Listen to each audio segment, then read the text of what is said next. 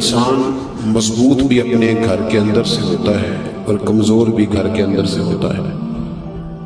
جو لوگ اپنے گھروں کے اندر مضبوط ہوتے ہیں وہ معاشرے میں بڑا انقلاب برپا کر دیتے ہیں۔ جو لوگ گھر میں پریشان ہوتے ہیں نا بیچارے، ان کا تو دفتر میں بھی دل نہیں لگتا۔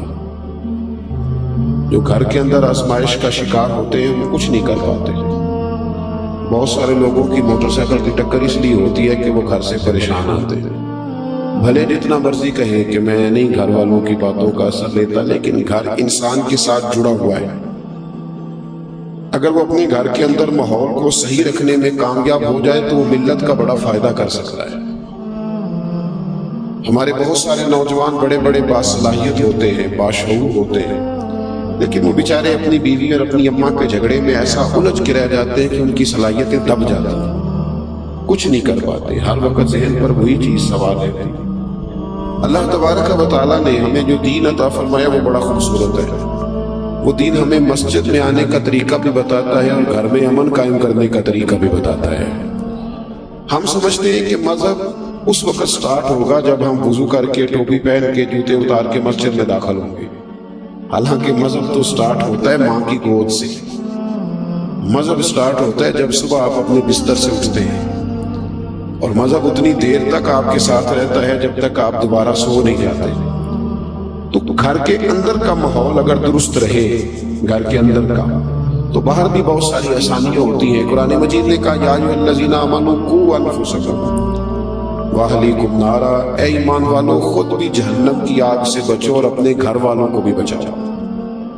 خود بھی بچو اور اپنے، نیند آ رہی ہے ماشاءاللہ کافی سارے لوگوں کو۔ میں نیند سے اس لیے منع نہیں کرتا کہ نیند اللہ کی رحمت ہے، کئی لوگوں کو کئی گولیاں کھا کے بھی نہیں آتی، تو یہ اللہ کا فضل ہے، لیکن میری گزارش یہ ہے کہ گھر جا کے سوئیے گا، وہ ذرا زیادہ مؤثر رہے گا آپ کے لیے۔ تو آپ تھوڑی دیر میری بات پہ توجہ فرمائیں۔ فرمایا یا ایھا الذین آمنوا قوا انفسکم واہلیکم نارا، اے ایمان والو خود بھی جہنم کی آگ سے بچو اور اپنے گھر والوں کو بھی دوزخ کی آگ سے بچاؤ۔ حضرت عمر فاروق رضی اللہ تعالیٰ عنہ عرض کرنے لگے یا رسول اللہ صلی اللہ علیہ وسلم، یہ جو رب فرماتا ہے کہ خود بھی جہنم کی آگ سے بچو اور اپنے گھر والوں کو بچاؤ، اس کا مطلب کیا ہے؟ نبی پاک صلی اللہ علیہ وسلم نے فرمایا اس کا معنی یہ ہے کہ جن چیزوں کا اللہ رسول تمہیں حکم دیتے ہیں ان چیزوں کا تم اپنے گھر والوں کو حکم دو، اور جن چیزوں سے رب رسول تمہیں منع کرتے ہیں اپنے گھر والوں کو ان چیزوں سے منع کرو۔ مذہب جو ہوتا ہے نا میرے بھائی، یہ روح ہے۔ وجود سارا صحیح ہو، اندر سے روح نکل جائے تو نہ آنکھوں کو دیکھنے کی لذت ملتی ہے، نہ کانوں کو سننے کا ذائقہ، سارا وجود بیکار ہے۔ گھر کے اندر دولت ہو، مال ہو، بچے بھی ہوں، بیوی بھی ہو، ماں باپ بھی ہو، رشتہ دار بھی ہوں، تجوری بھی ہو، لیکن گھر میں دین نہ ہو تو پھر لوگ آ کے پیر صاحب سے فتویٰ پوچھتے ہیں، تعویذ مانگتے ہیں، کہتے ہیں حضرت جی سارا کچھ ہے، سکون کوئی نہیں۔ سارا کچھ ہے لیکن سکون نہیں۔ سکون کب ہے؟ سکون تب ملے گا جب گھر میں قرآن بھی پڑھا جائے گا اور مصطفیٰ کریم پر درود و سلام بھی پڑھا جائے گا۔ یہ ہمارے بچوں کے عقیدے کیوں خراب ہوتے ہیں؟ بد مذہبوں کے ہتھے کیوں چڑھتے ہیں؟ تو جو ہے میری بات پر، بچوں کے عقائد اس وقت خراب ہوتے ہیں جب ہم انہیں عقیدہ سکھاتے ہی نہیں۔ مولوی صاحب کی بات تو وہ اتنی سنے گا جتنی ہم سنتے ہیں، کیونکہ ہم نے بتایا ہوتا ہے کہ یہ مولوی صاحب ہیں، ان کو ہم 10,000 روپیہ ماہانہ تنخواہ دیتے ہیں، تو بچہ بھی سمجھتا ہے کہ چونکہ یہ 10,000 لیتا ہے تو 1 گھنٹہ اس نجمے والے دن بات کرنی ہے۔ کیا اس کا وہ اثر لے گا؟ کیا اثر لے گا جب ہم نے تعارف اس طرح کرایا ہے؟ یہ نعت خواہ ہم نے بلایا ہوا ہے، کس لیے؟ یہ 15,000 روپیہ لے گا، تو بچہ کہتے ہیں اس کی تو ڈیوٹی ہے 15,000 پورا کرنا ہے اس لیے۔ یہ خطیب صاحب آئے ہیں، کیا کرنے آئے؟ کہتے ہیں 25,000 ایڈوانس لیا، تو بچہ اس کا کیا اثر لے گا؟ وہ کہے گا اس کا تو کام ہے۔ فلاں آدمی بڑے اچھے شعر پڑھ رہا ہے، تو بچہ کہتا ہے پڑھنے نہیں، اس کے اوپر پیسے نہیں پھینکے جا رہے ساتھ ساتھ ہی، پڑھنے نہیں، اسی لیے تو پڑھ رہا ہے۔ میرے بھائی بچے کو اپنی گود میں بٹھائیں، اور جہاں آپ اس کو یہ سکھاتے ہیں نا کہ بیٹے پڑھ جاؤ گے تو پیسے کماؤ گے، جہاں اسے یہ سکھاتے ہو نا پڑھ جاؤ گے تو بہت اونچے اڑو گے، جہاں اسے یہ سکھاتے ہو نا یہ ہمارا گھر بڑا قریبی ہے اور یہ ہمارا دشمن ہے، تو بچہ 5 سال کا بھی اس گھر میں نہیں گھستا۔ اپنی ذات کے بارے میں بچے کو سارا کچھ سکھاتے ہو، پہلا کام اسے یہ کرو کہ اسے میرے نبی کی محبت سکھاؤ، اسے رسول اللہ کا پیار سکھاؤ، اسے رات کو جب یہاں لٹاتے ہو نا یہاں کندھے پہ، اسے کہتے ہو میں نے تیرے لیے بڑی محنت کی، میں بڑی کوشش کرتا رہا، میں تیرے لیے بڑی دور تک سفر کر کے آیا، اسے کہا کرو بیٹے میں نے کچھ بھی نہیں کیا، تیرے لیے جو کچھ بھی کیا ہے تیرے رسول نے کیا ہے، تیرے محبوب نے تیری آخرت کے لیے بڑا کچھ کیا۔ اپنے بچوں کو نبی پاک علیہ السلام کی محبت سکھائیں، ان کی گھٹی میں ڈالیں یہ بات۔ کیسے بگڑ گیا بچہ، کیسے غیروں کے اچھے چڑھ گیا۔ البدایہ والنہایہ میں روایت ہے، حضرت عباس نبی پاک علیہ السلام کے چچا ہیں، وہ کہتے میں اپنے بچوں کو گھر کے اندر بٹھا کے نا تو نبی پاک کی باتیں سنا رہا تھا۔ کون؟ خطیب صاحب کے ابا جی۔ حضرت عباس کہتے میں اپنے بچوں کو گھر میں بٹھا کے تو رسول پاک کی باتیں، میں حضور کے بچپن کی، حضور کے اخلاق کی، کردار کی، نبی پاک کے اٹھنے کی، بیٹھنے کی، میں بچوں کو باتیں سنا رہا تھا، میں سنا رہا تھا باتیں۔ فرماتے مجھے کیا خبر تھی کہ دروازے پہ کھڑے ہو کے میرے نبی پاک بھی میری باتیں سن رہے ہیں۔ حضور گزر رہے تھے گلی سے تو محبوب نے دیکھا کہ وہ باتیں کر رہے ہیں نبی پاک کی، بچوں کو بٹھا کے۔ والد، آپ یقین کریں، اماں جو چاہتی ہے بچوں سے کرا لیتی ہے، اماں جو چاہتی ہے بچوں سے۔ ایک جملہ میں نے بعد میں کہنا تھا، پہلے کہہ دیتا ہوں، اماں اگر چاہے تو بچے باپ کے فرما بردار ہوتے، اور اگر اماں چاہے تو بچے باپ کے، صحیح کہہ رہا ہوں؟ تو اگر اماں کے کہنے پر بچے ابا جی سے جھگڑا کر لیتے ہیں یا ابا جی کے قدم چوم لیتے ہیں تو اماں کے کہنے پر بچے درود و سلام نہیں پڑھیں گے؟ وہ صحابہ کے یا اہل بیت کے یا محبوب علیہ السلام کی شان میں کمی کرنے والے بے ادب سے بچیں گے نہیں؟ کیوں نہیں یہ چیزیں ہم سکھاتے؟ حضرت عباس رضی اللہ تعالیٰ عنہ کہتے ہیں بچوں کو گھر میں بٹھا کے نبی پاک کی عظمتیں سنا رہا تھا۔ حضور گلی سے گزر رہے تھے تو محبوب بھی کھڑے ہو گئے، حضور سننے لگے۔ فرماتے میرے نصیب دیکھو پتہ نہیں کب سے حضور سن رہے تھے۔ جب باتیں مکمل ہو گئی نا، جب اس دن کا وہ سبب، اس دن کی وہ محفل تکمیل کو پہنچی تو محبوب نے دستک دی۔ کہتے حضور نے دستک دی، میں نے دروازہ کھولا تو حیران ہی رہ گیا، اللہ کی ساری رحمتیں میرے دروازے پر کھڑی تھی۔ فرماتے رشک کرنے لگا میں اپنے مقدر پر۔ محبوب اندر تشریف لائے، بیٹھ گئے تو محبوب نے سن بھی لیا، پھر بھی پوچھا چچا کیا کر رہے تھے؟ پوچھ لیا لیکن تصدیق کے لیے پوچھا کیا کر رہے تھے؟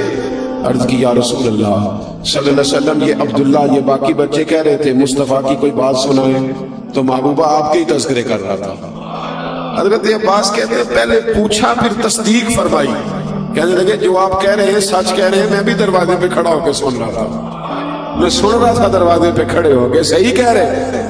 اب حضور نے رزلٹ کا اعلان کیا، تیرا بچہ کیسے ان کے پاس چلا گیا جو حضور کے علم غیب کا انکار کرتے؟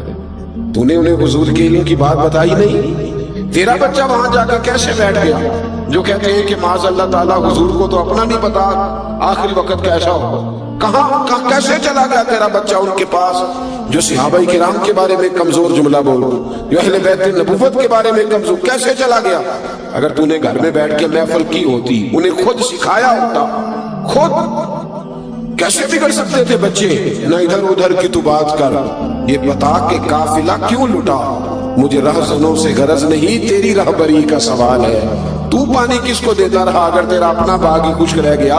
محبوب پاک علیہ السلام سے فرمانے لگے، نبی پاک علیہ السلام جناب عباس سے کہا میں نے سن لیا ہے اور میں اتنا خوش ہوا ہوں، اتنا خوش ہوا ہوں، سنو اب تمہیں ملے گا کیا؟ حضور کیا ملے گا؟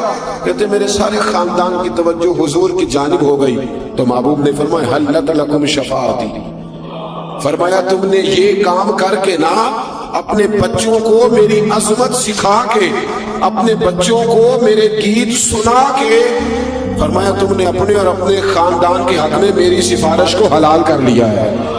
فرمایا اب صبح قیامت میں تم سب کی سفارش کرا کے تمہیں جنت میں ساتھ لے کے جاؤں گا۔ بچوں کو رات کو بٹھایا کریں، میری بات سنیں گے اللہ خیر کرے، ویڈیو آپ کو مل جائے گی انشاءاللہ۔ ایک بانجو رہی ہے ہمارے ملک میں، اور کچھ بنا نہیں بنا، ہم سارے کیمرہ مین تو بانی گئے ہیں۔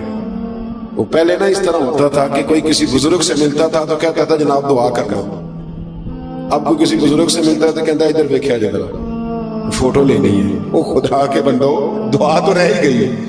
پہلے بزرگوں سے ملتے تو کہتے حضرت جی میرے لیے، اب کہتے حضرت جی ذرا امامہ سیدھا کر، فوٹو صحیح آتا چھوڑے، کوئی فرض کفایہ تو ہے نہیں، یہ تو بڑی مشکل سے علماء نے اجازت دی اور پتہ نہیں کیسے کیسے ہم کال ڈھونڈ کے لائے، جزیات عموم بلوا ہے، ابتلا ہے، کیا کیا ہمیں جزیات ڈھونڈنے پڑے، اور قوم نے اسے فرض کفایہ ہی بنا لیا ہے، آگے پیچھے بات بڑھتی نہیں۔ خدا را مہربانی، میں ایک جگہ پہ بیٹھا تھا کچھ عرصہ پہلے، 4 تصویریں لگی ہوئی تھی کمرے میں، میں نے کہا کہ یہ بھائی اتار دو، میں نے نماز پڑھنے کا، تو پیر صاحب کی ہے فوٹو۔ میں نے کہ جب حکم آ گیا کہ جہاں تصویر ہے وہاں نماز جائز نہیں، تو مرید صاحب کی ہو یا پیر صاحب کی ہو، بات تو ایک ہی ہے۔ تو پیر صاحب کو نہیں پتا فوٹو نہیں لگوانی چاہیے، ویسے بھی فوٹو دیواروں پہ نہیں پیروں کی رکھنی چاہیے، پیروں کی تصویر دل میں رکھنی چاہیے، اور ہم نے دل میں سجا رکھی ہے تصویر یار، بس ذرا گردن چکائی دیکھ لی۔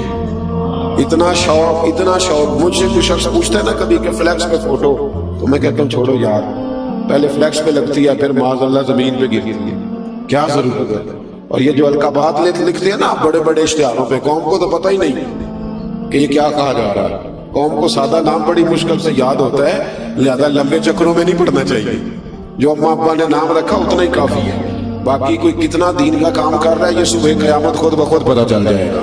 بس دعا فرمائیں اللہ یہاں بھی عزت دے اور وہاں بھی اللہ پردے داری عطا فرمائے۔ میری بات پر ضرور غور کریں اور یاد رکھیں، اپنے بچوں کو بٹھائیں۔ دیکھیں نا حضرت عائشہ صدیقہ سے کسی نے پوچھا، میری بات پہ توجہ کرنی آپ، یہ بات آپ نے یاد رکھنی۔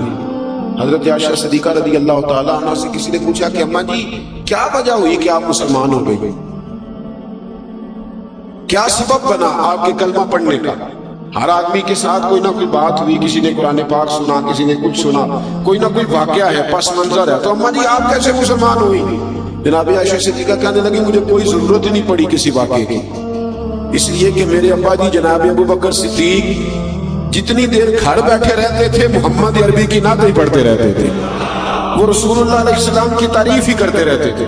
مجھے ضرورت پیش تو کس طرح تیرے بچے کو ضرورت پیش آتی ہے کہ وہ کہیں سے جا کے سیکھے؟ تو کدھر ہے؟ 3 باتوں کی ڈیوٹی ابا جی اور اماں جی کی ہے، نبی پاک نے لگائی ہے۔ حضور نے فرمایا 3 کام کرو، اپنی اولاد کو 3 چیزیں سکھاؤ۔ حضور کون سی؟ فرمایا ایک انہیں اپنے نبی کی محبت سکھاؤ، ایک انہیں اپنے نبی کے اہل بیت کی محبت سکھاؤ، اور تیسرا ماں باپ کی ڈیوٹی ہے، فرمایا اپنی اولاد کو قرآن پڑھنا سکھاؤ، تمہاری ذمہ داری ہے۔ گھر تب بنے گا جب ہمارے بچے رسول پاک سے جڑ جائیں، جب ہمارے بچے نبی پاک علیہ السلام کے غلام بنے، جب انہیں حضور کی سنت کا شعور آئے۔ ہماری اماں تو تھینک یو سکھانا فخر سمجھتی ہے، بیٹے تھینک یو بولو، او بی بی یہ ٹھیک ہے، یہ جب سکول جائے گا تو بولے گا، ہم دکیا نوس نہیں ہیں، ہم قائل ہیں جدید تعلیم کے، لیکن تھینک یو کا ثواب کوئی نہیں، ثواب جزاک اللہ خیرہ کا ہے، اس کا اجر ہے، جزاک اللہ، اس کا اجر ہے، یہ حدیث بخاری میں موجود ہے۔ نبی پاک علیہ السلام نے فرمایا جس نے اپنے محسن کو جزاک اللہ خیرہ کہا اس نے اس کا پورا شکریہ ادا کر دیا۔ تو یہ جملے تو نے کیوں نہیں سکھائے؟ یہ تیرے بچے کی زبان پہ کیوں نہیں آیا؟ ان فکروں کو تو نے کیوں اپنے گھر میں رائج نہیں کیا؟ بچوں کو دین سکھائیں، نبی پاک کی غلامی سکھائیں، انہیں رسول پاک علیہ السلام کی بارگاہ میں حاضر ہونا سکھائیں، انہیں بتلائیں کس طرح کر کے حضور صلی اللہ تعالی علیہ وسلم کی بارگاہ میں حضرت برا بن مالک حضور کے صحابی ہیں، ان کے بیٹے تھے طلحہ بن برا۔ توجہ ہے میری بات پر؟ جب آپ تھک جائیں تو بتا دیجئے گا، میرے ذمہ 1.5 گھنٹہ بولنا نہیں، میں تو 10 منٹ میں بھی ساری تقریر سنا لیا کرتا ہوں۔ خیر الکلام ما قل ودل، آمدام برسر مطلب حضرت برا بن مالک کے بیٹے طلحہ بن برا، 12-14 سال کا نوجوان، اور سارا دن میرے رسول پاک کی خدمت میں رہتے، سارا دن وہ سارے آداب سیکھ گئے جو باقی صحابہ کے تھے۔ کیوں بلا؟ اس لیے کہ ان کے ابا نے تربیت کی تھی کہ بیٹا دروازہ رسول پہ رہنا ہے۔ ان کے ہمارا تو بچہ داڑھی رکھ لیتا ہے تو اس کی اماں جا کہتی ہے بیٹے تیری ابھی عمر ہی نہیں، تو میں کہتا ہوں جو اماں سے پوچھ کے آؤ داڑھی کی کون سی عمر ہوتی ہے، اسے پوچھو تو صحیح۔ میں نے تو ابا جی کہتے ہیں بیٹے ابھی ٹھہر جا تو مولوی بننے لگ گیا۔ اپنے گھر کے اندر دین کا ماحول پیدا کریں، ان کے عقائد کو بچائیں، ورنہ آپ کے جانے کے بعد کوئی فاتحہ پڑھنے والا نہیں ہو، ان پر پہرے داری کریں ورنہ حالات بگڑ جائیں۔ اور اس سے اگلا کام جو بڑا ضروری ہے وہ یہ ہے کہ بچوں کو اچھی سوچیں دیں۔ میری بات پہ توجہ ہے میرے بھائیوں کی؟ سوچ بچوں کو منفی سوچ نہ دیں۔ خدا را ہمارے معاشرے میں سب سے بڑا نقصان منفی سوچ کا ہے۔ یار ہر بندہ ڈاکو ہے، ہر بندہ چور ہے، ہر مولوی دکاندار ہے، ہر پیری جھوٹا ہے، ہر سیاستدان کرپٹ ہے۔ آپ نے کیا تصویر دی دنیا کو اپنی کہ ہم سارے گندے لوگ ہیں؟ آپ ڈھونڈ کے دیکھ لیں 4 آدمی بیٹھتے ہیں رات کو ٹی وی پہ ٹاک شو کر رہے ہیں، سوائے ایک دوسرے پر تنقید کرنے کے کوئی اور کچھ نہیں ہے ہمارے پلے، اور جب وہ ٹاک شو ختم ہوتا ہے تو سوائے منفی ذہن کے ہمارے پاس کچھ نہیں بچتا۔ پاکستان میں 5 لاکھ ڈپریشن کا مریض سرکاری ہسپتالوں میں رجسٹرڈ ہے، 5 لاکھ ٹینشن کے مریض جو دوائی کھاتے ہیں، اور گھروں میں کتنے ہیں جو دوائی استعمال نہیں کرتے، وہ کتنے، اللہ جانے وہ کتنے ہیں۔ اور ڈاکٹر کہتے ہیں ان سب کے پیچھے پس منظر یہ ہے کہ یہ منفی سوچتے ہیں، برا سوچتے ہیں۔ اگر کوئی غریب رہ گیا تو کہتے ہیں اس نے محنت ہی نہیں کی، کام چور تھا۔ اگر کوئی تگڑا ہو گیا، مالدار ہو گیا، تو کہتے ہیں پتہ نہیں کون سا بینک لوٹ لیا ہے۔ منفی سوچے سارے معاشرے کو لے گئے، ہر عالم دین ہی صحیح نہیں رہا، ہر پیر ہی غلط ہو گیا، ہر درویش نے دکان ڈال دی، ہر بندہ ہی غلط ہے۔ یا ایھا الذین آمنوا اجتنبوا کثیرا من الظن ان بعض الظن اثم۔ اللہ فرماتے ہیں ایمان والو بعض گمانوں سے بھی بچا کرو، بہت سارے گمانوں سے بچو، بعض گمان بھی گناہ ہے۔ ٹھنڈی سوچ رکھے، اچھا سوچے، ضروری تو نہیں کہ وہ 2 بندے جو سامنے کھڑے ہو میرے خلاف ہی بات کر رہے ہیں، کو ضروری ہے، ان کو اور کام کوئی نہیں میرے علاوہ، میں کیوں یہ سوچتا ہوں؟ بری سوچ نے ہمارا کوئی دوست نہیں رہنے دیا، ہمارا کوئی تعلق والا نہیں رہنے دیا بری سوچ نے۔ ہر شخص ہی ہمیں برا لگتا ہے، ہر شخص ہی۔ خدا را غور فرمائے، لیکن نا اماں بچے کو پیدا کرتی ہے، پالتی ہے، جوان کرتی ہے، خود بہو لے کے آتی ہے، پھر وہی اماں اگر 10 منٹ اپنے بیٹے کو اب اس کی بیوی کے پاس سے اٹھا کے لاتی ہے نا کہ بیٹے ادھر آ 2 منٹ میری بات سن، تو بہو سوچنے لگ جاتی ہے میرے خلاف ہی پراپیگنڈا ہو رہا ہے۔ بھئی وہ پہلے دن ملاقات ہوئی ہے، اس کا بیٹا ہے، اس نے جنا ہے، اس نے پالا ہے، تجھے پال کے تیرے خلاف ہی بات کرنی تھی۔ اس نے اپنے گھر میں مثبت سوچ کو پروان چڑھائے، مثبت سوچ۔ اور جہاں تک ساس کا تعلق ہے، ہم تو بچپن سے بچی کو کہتے ہیں کہ ساس ظالم ہوتی ہے، کہتے نہیں ہم جب تو جائے گی سسرال تو لاگو پتہ جائے گا، کیوں؟ ساس ڈائن ہوتی ہے، کھا جائے گی وہ، کیوں مثبت سوچ نہیں دیتے؟ اور اگر کبھی اماں کے پاس بیٹا بیٹھا ہے تو بیٹی آئی ہے، بہو آئی ہے، اس نے کہا ذرا 2 منٹ میری بات سننا، بھی میاں بیوی کی بہت ساری پرائیویسی ہو گئی، ان کی زندگی ہننا لباس لکم وانتم لباس لہن، ایک دوسرے کا پردہ ہوتے ہیں۔ سمجھ آ رہی ہے نا میری باتوں کی؟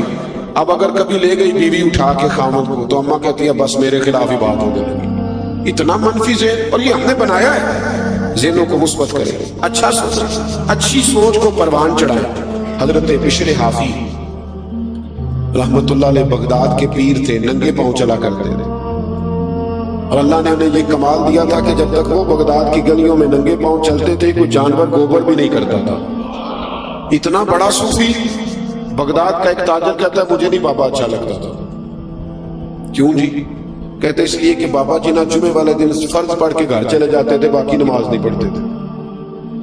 دیکھیں میرے ایک بچے کو میرے پاس کچھ لوگ آئے، کہنے لگے طالب علم دے دے مسجد میں ہماری، میں نماز پڑھا دے۔ بچہ بھیج دیا، کچھ عرصے کے بعد شکوہ کرنے آ گئے، کہنے لگے نہ عصر کی پہلی 4 سنتیں پڑھتا ہے نہ عشاء کی۔ تو میں نے کہا بھائی جان جس چیز کو رب رسول پابند نہیں کرتے آپ اس چیز کا کیوں پابند کرتے ہیں؟ بھئی غیر معقودہ سنتیں چاہے کوئی پڑھے چاہے، بولیے، کہتے نہیں ایسی نہیں پڑھنی، امام ہوتے چاہیے نہ پڑھے۔ میں کہا سبحان اللہ، جو پابندی آپ اپنے پہ نہیں لگاتے تو امام صاحب پہ کیوں لگاتے ہو؟ اس لیے کہ مولوی غریب ہوتا ہے، جو مرضی جس کا دل آئے کہہ جائے، یہ وجہ صرف۔ یہ ایک علیحدہ موضوع ہے، اس پر پھر کبھی بات کروں گا۔ ہم نے سب سے زیادہ استحسان ان لوگوں کا کیا ہے جو ہماری مسجدوں میں 5 اذانیں پڑھتے اور جماعتیں کراتے ہیں، سب سے زیادہ تکلیف ہم نے ان کو پہنچائی۔ بہرحال یہ عنوان نہیں، ورنہ اس پر بڑی تفصیل سے بولتا۔ میرے عزیز، وہ شخص کہنے لگا کہ بشر حافی رحمۃ اللہ علیہ نماز فرض پڑھ کے چلے جاتے تھے، تو میں کہتا اتنا بڑا پیر ہے تو باقی نماز پڑھتا ہی نہیں۔ حالانکہ مسجد میں فرض پڑھنے ضروری ہے، باقی جہاں جس کا دل کرے پڑھے۔ کہتے ایک دن نہ لوگ مجھے کہنے لگے یار تو کیوں نہیں بابا جی کو مانتا، اتنے اچھے آدمی۔ ایک دن میرے دل میں خیال آیا تحقیق تو کروں، مولوی صاحب جمعہ کے فرض پڑھ کے جاتے کہاں ہیں؟ کہتے حضرت نے جمعہ مسجد میں پڑھا، جماعت کے ساتھ نماز پڑھ کے نہ تو باہر نکلے فرض، تو میں چوری چوری تجسس کے ارادے سے جاسوسی کے لیے پیچھے ہو گیا۔ حضرت بشر حافی کی دکان پہ گئے تو وہاں سے نان خریدے۔ میں نے بدگمانی کی۔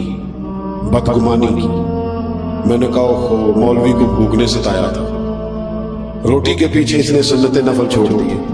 کہتے وہاں سے وہ تھوڑا آگے بڑھے تو ایک کباب کی دکان سے کباب خریدے، تو میں نے کہا دیکھو اس کی عمر دیکھو اور ذائقے دیکھو، یہ کباب سے کھایا کہتے وہ نان اور کباب لے کے جنگل کی طرف گئے تو میں نے تیسری بدگمانی کی، میں نے کہا آپ سبزے پہ بیٹھ کے کھائے گا، لیکن تھوڑا سا وہ آگے گزرے تو کچی آبادی آ گئی، کچی آبادی میں کمزور گھر، کمزور، اتنی تو ہمتیں ہوں میری کم سے کم بلند کہ شاہوں کے تاج فقط اشاروں سے چھین لوں، اور جتنے غریب گھر ہیں اجالوں سے دور دور اتنی ہی روشنی میں ستاروں سے چھین لوں، اللہ کرے ایسا ہو۔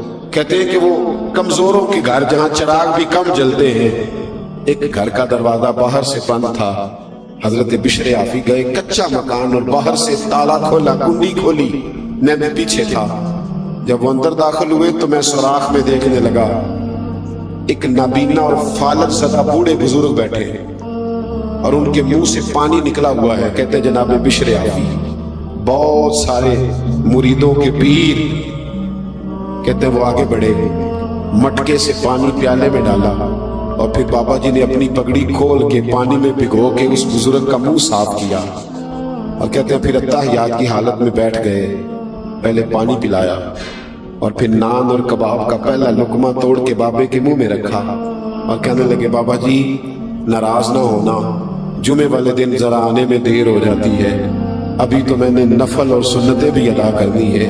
وہ شخص کہتا ہے میں باہر کھڑا تھا، میری چیخیں نکلنے لگ گئی، میں رونے لگا، آنسو بند سبت کا توڑ کے باہر آ گیا۔ حضرت بشر عافی نے جب یہ کہا تو بزرگ رو پڑے، کہنے لگے بشر 14 سال ہو گئے، 14 سال تو روز میری روٹی لے کے آتا ہے، پتہ نہیں میری زندگی کتنی لمبی ہے، میں کب تک بوجھ بنا رہوں گا۔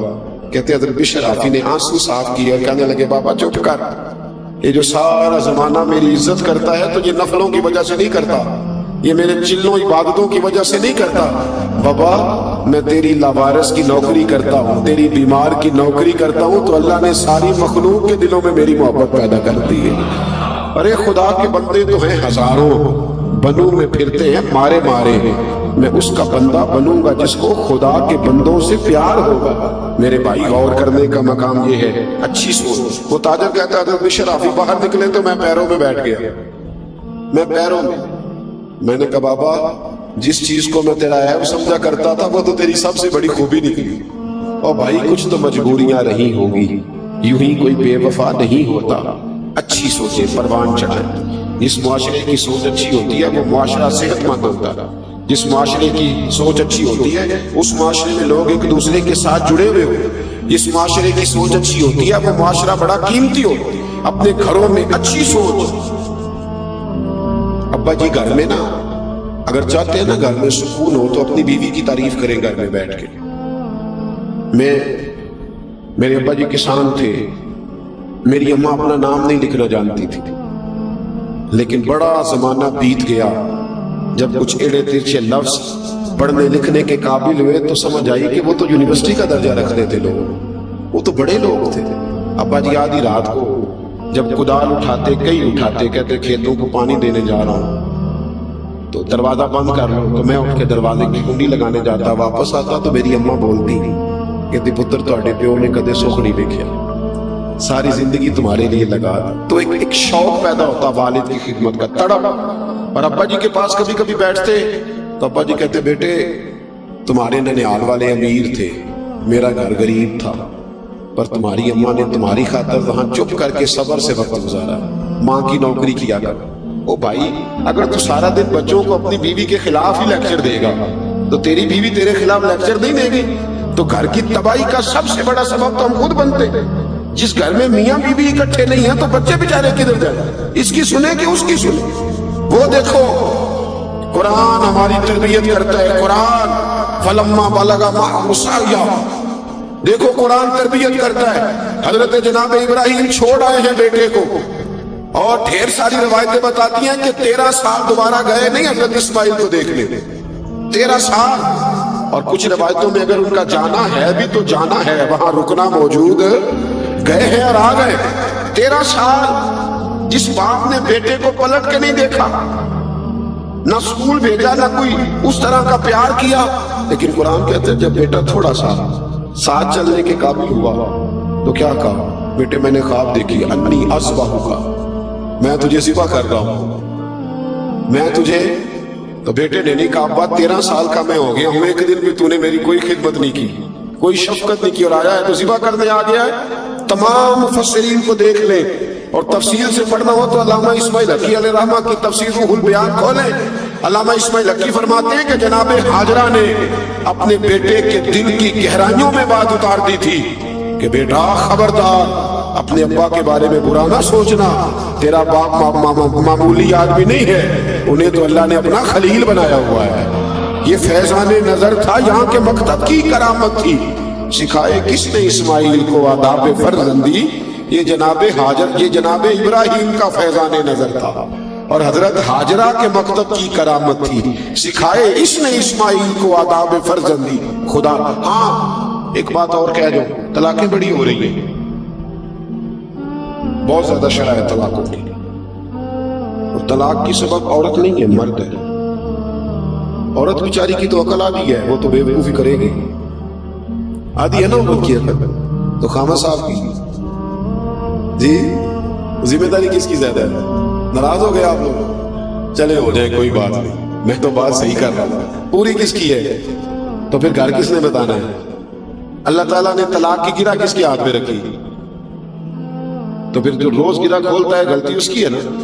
خامد کا بڑا حوصلہ چاہیے، بڑا حوصلہ، بڑا حوصلہ بڑا کرے اپنے گھر کے اندر۔ اگر وہ چاہتا ہے ماحول اچھا رہے تو وہ حوصلہ بڑا رکھے، اس کی تو عقل آتی ہے بیچاری کی، تیری تو پوری ہے نا۔ تجھے چاہیے تھا برداشت کرتا، تو اس کے برابر آ گیا، وہ تو مجبور ہے، اس بیچاری کو تو سمجھ دیکھے نا۔ ایک بچہ چھوٹا ہے تو وہ کہہ رہا ہے کہ ابا جی میں نے گرمی میں ہی باہر جانا ہے، گرمی میں، تو اس کو تو پتا نہیں گرمی کتنی ہے، تو ابا جی کو تو پتا ہے نا، تو وہ چھوٹا ہے، عورت کی عقل بھی چھوٹی ہے، تو وہ تو بیچاری کچھ ایسے کام کرے کہ مجبور ہے۔ بہت بڑا نام ہے حضرت ابو الحسن کرکانی کا، بڑا نام ہے، مامون غزنوی ان کا مرید تھا۔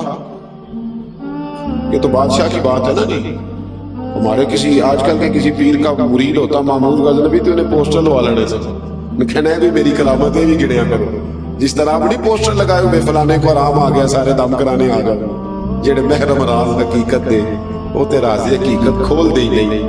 اج نہ ویکھیا نہیں وہ کرن گلاں، جنہ ویکھ لیا وہ تے بول دے ہی نہیں۔ کبھی بڑے لوگوں نے بھی اس طرح کہانیاں سنائی ہیں، قریب کھڑے کر کے سناؤ ان کو میری کرامت، یہ کیا بات ہے؟ اگر کوئی چیز اندر ہوتی ہے تو بتانے کی ضرورت ہے، وہ سمجھ آ جاتی ہے۔ کیا دکانداریاں بنا لی ہیں، کیا تماشا لگایا ہوا، پوسٹر چھپے ہوئے، کارڈ بنائے ہوئے، ان چیزوں سے باہر حقیقت کا سفر کرے۔ کسی ولی کی سب سے بڑی کرامت یہ ہے کہ وہ تیرے اندر سجدے کا ذوق پیدا کرے، وہ تیرے اندر قرآن پاک پڑھنے کا شوق پیدا کرے، وہ تیری زبان پر مصطفیٰ کا درود و سلام جاری کرے، وہ تیرے لیے دین پر چلنا آسان کر دے۔ یہ کیا کرامت ہوئی کہ میں گیا تھا دم کرانے؟ کس حدیث میں لکھا ہے کہ 10 صحابہ آئے تھے مصر سے نبی پاک کے پاس دم کرانے؟ کس حدیث میں لکھا ہے کہ شام سے 20 لوگ دم کرانے آئے؟ کہیں نہیں لکھا۔ ہاں دم کرانا جائز ہے، تعویذ لینا جائز ہے، لیکن میرے نبی کے پاس جو بھی آیا کرتا تھا وہ مصطفیٰ کا دین سیکھنے آیا کرتا تھا۔ اصل کی طرف بہرحال بات دور چلی جائے۔ حضرت ابو الحسن بہت بڑے صوفی گزرے، درویش تھے۔ ابو علی سینا سائنسدان ان کا مرید،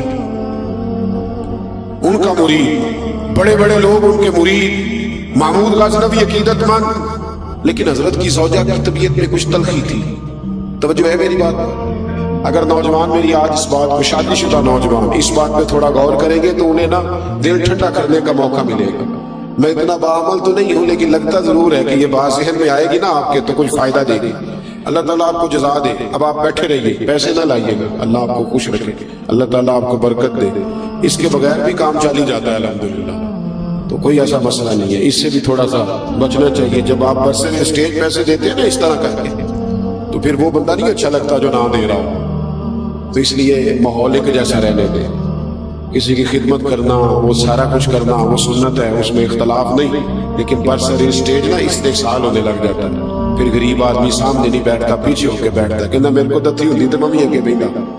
تو اس لیے مہربانی فرمائیں، ان چیزوں سے اگر پرہیز ہو جائے برسر اسٹیج تو فائدہ ہوگا ملت۔ اللہ ہمیں توفیق عمل عطا فرمائے، آمین تو کہہ دے۔ میں بس بات سمیٹنے کی طرف آ رہا ہوں۔ حضرت ابو الحسن رحمۃ اللہ علیہ سے ایک شخص مصر سے ملنے گیا یا یمن سے ملنے گیا، اس نے 2-3 مہینے کا سفر کیا، حضرت کے دروازے پہ دستک دی، تعریف سن کے آیا، دستک دی تو اندر سے بی بی صاحبہ بولی، ابا جی کون ہے؟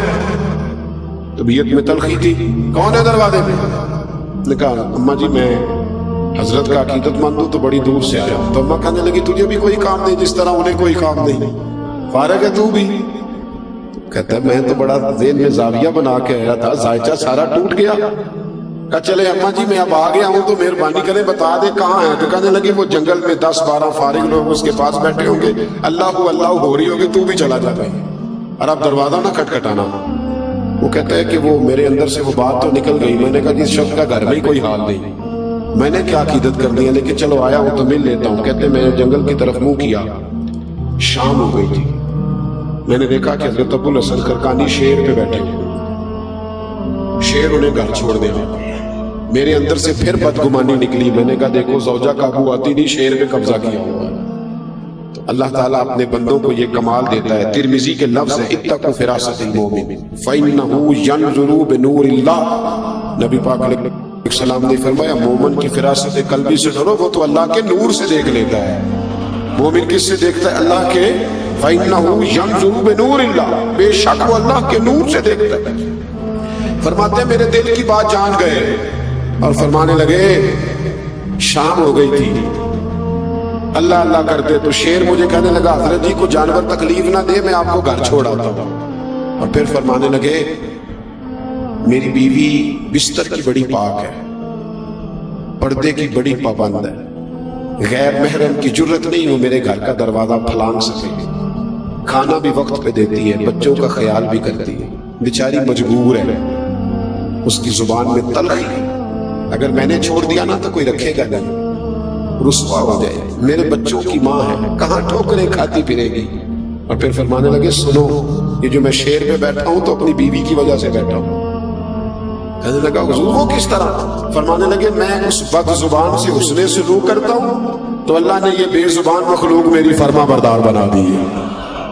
بھائی تو تھوڑا سا حوصلہ کر, تھوڑا صبر کا مظاہرہ کر, اپنے گھر کو بچا.